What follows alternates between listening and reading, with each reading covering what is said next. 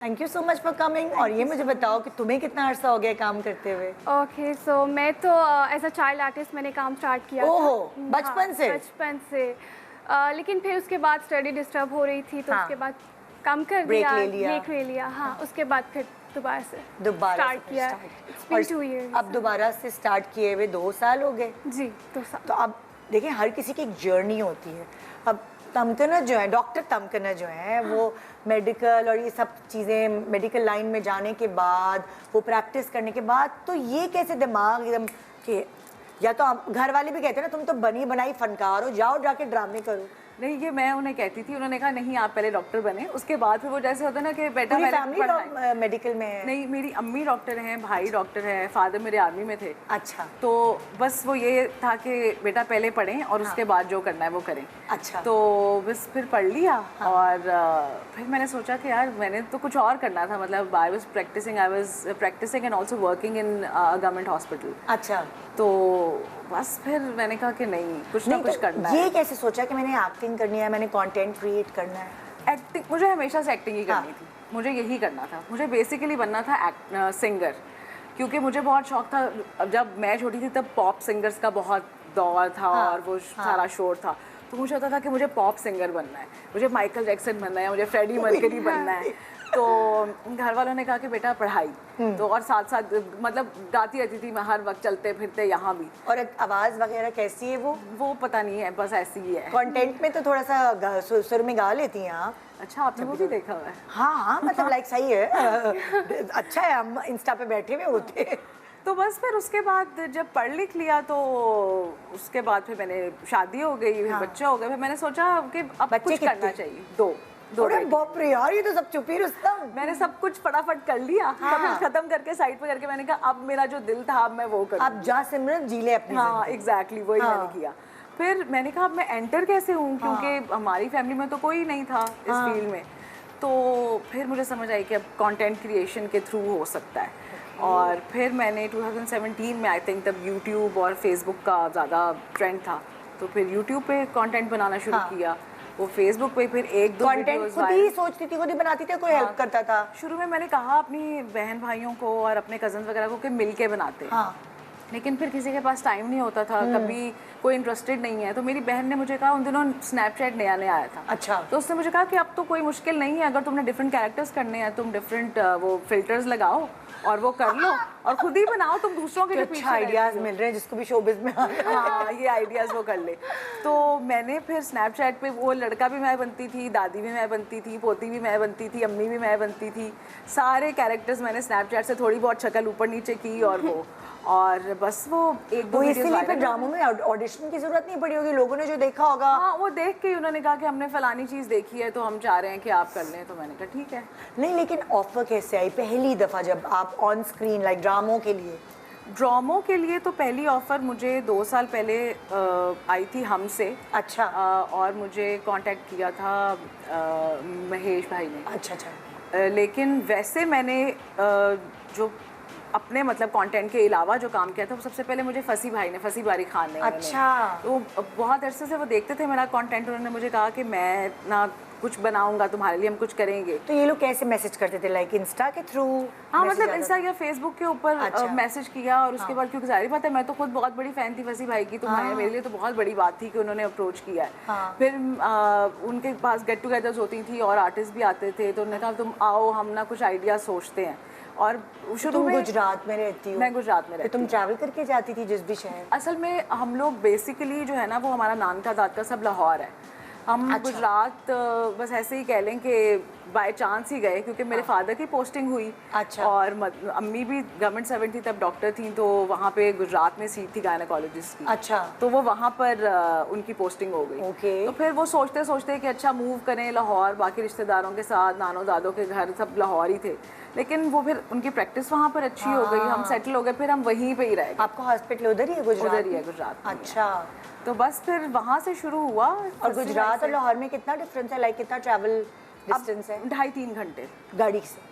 गाड़ी से। हाँ। तो फिर आपको वो सफ़र तय करके जाना आना पड़ता था। हाँ, वो हम लोग तो मतलब पहले तो ये था कि गुजरात इतना ज़्यादा डेवलप नहीं था, अब तो माशाल्लाह सब कुछ है। हाँ। पहले तो ये तो था कि हमने ग्रोसरी करने भी लाहौर जाना है, और फिर यह है कि नानी का घर भी है, दादी का है, फुफियाँ खाला है, सब वहीं है, सबसे मिल लिए। तो ईद पे जाना है, या वैसे महीने में एक चक्कर हमारा कम से कम ज़रूर लगता था अच्छा, सबसे अच्छा। मिलने जुलने के लिए, या वैसे तो लाहौर तो हमें ऐसे लगता है बस यहाँ से निकले और पहुँच गए। तो मतलब लाइक इसीलिए आप थोड़ा कम काम करती हो क्योंकि आप अभी भी प्रैक्टिस कर रही हो साथ। हाँ हाँ, I am a practising doctor, और किस चीज़ में स्पेशलाइज किया? मैंने 2 पोस्ट ग्रेजुएट्स किए। अच्छा। MBBS के बाद मैंने एक फूड साइंसेज और न्यूट्रिशन में किया, और फिर मैंने एस्थेटिक मेडिसिन में किया, क्योंकि मैं डर्मा में काम कर रही थी तब गवर्नमेंट हॉस्पिटल में। तो वहाँ जो हमारे सर थे डॉक्टर सी, बहुत अच्छे, उन्होंने मुझे कहा कि आप एस्थेटिक्स में जाएँ। हाँ। फिर उन्होंने ही मुझे मतलब कहा, पुश किया, फिर मैंने American academy of aesthetic medicine से किया पोस्ट ग्रेजुएट। वेरी नाइस और भाई। अब मैं वहाँ गुजरात में पढ़ी प्रैक्टिस कर रही लिखी एक्ट्रेस, जबरदस्त भाई।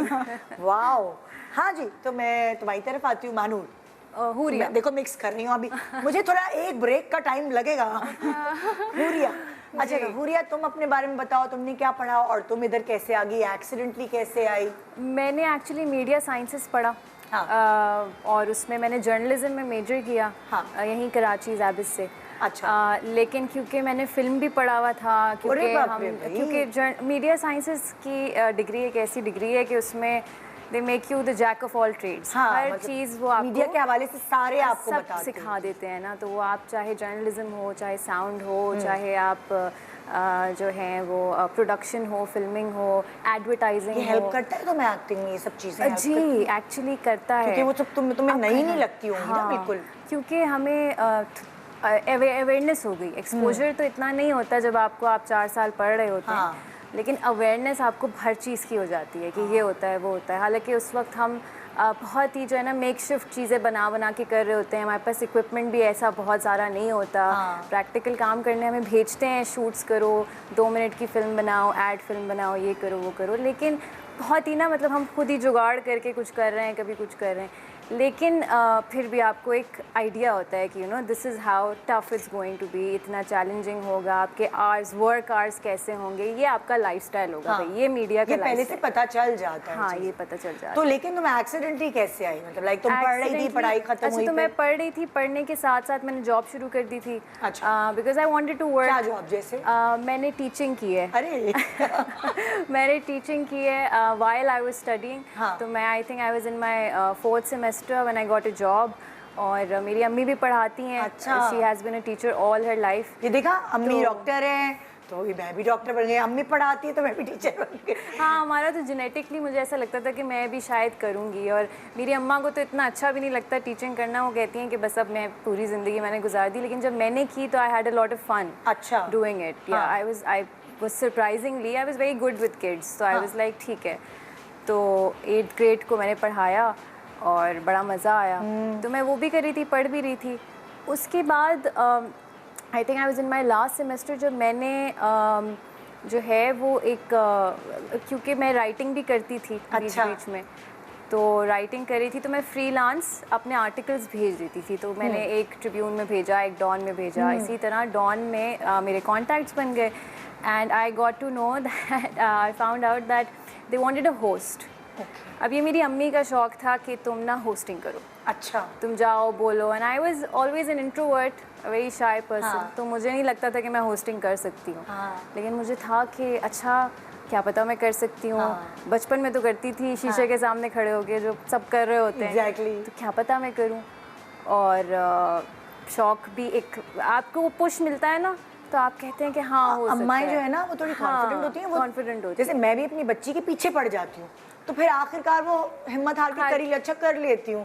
लेकिन अम्माएं जो है जिस उम्र में होती है ना, हम लोग एक चीज के पीछे पड़ते हैं तो जो भी करना है ना हम कर लेंगे। तुम क्योंकि लोग थोड़ा आपको, टाइम लगाओगे पता सोचने होता है ना कि उसको पुश मिलेगा तो ये करेगी। तो बस फिर उन्होंने पुश किया, मैंने कहा हाँ सही है, ठीक है, क्या होगा ज़्यादा से ज़्यादा। मैं जाके ऑडिशन करती हूँ और ऑडिशन दिया मैंने, तो उनको वो अच्छा लगा। उन्होंने कोई डॉन की डॉन का जो मॉर्निंग शो था उसमें वो कोई सेगमेंट इंट्रोड्यूस कर रहे थे। तो उसके लिए उन्होंने मुझे बुलाया कि हाँ अभी ऑडिशन के लिए। Audition I was very nervous. मुझे पता था कि ये मुझे नहीं मिलने वाला है। आई was very nervous but they were like कि नहीं आपके अंदर स्पार्क है, आपके अंदर स्क्रीन प्रेजेंस है, and I didn't know what screen presence was at that time, and they were like कि आप जो हैं आप क्या करती हैं, एक्टिंग करती हैं। अब उस वक्त मैंने अपनी, क्योंकि मीडिया साइंसेस कर रहे थे तो हम लोगों ने बहुत सारी स्किट्स बनाई हुई थी, हमने अपनी बहुत सारी अपनी 2-2 3-3 मिनट के छोटे छोटे एडवर्टीजमेंट्स बनाए हुए थे जो हमारे टीचर्स ने हमसे बनवाए थे। कि इन दोनों को सोशल मीडिया का सहारा मिला। वो वाली जो कहते हैं ना, लोग आते हैं कहते हैं हमने बड़ी जूतियां घिसी हैं, लड़के खास तौर पे बोलते हैं आके, हमने बड़ा ऑडिशन दिया है, हमने ये किया वो, तो यहाँ तुम लोगों को ये वाला एज मिला कि सोशल मीडिया के प्लेटफॉर्म के बहुत सारी फैसिलिटेशन हो जाती है। हाँ हेल्पफुल है सबके है ना? लिए, हाँ बहुत ज़्यादा।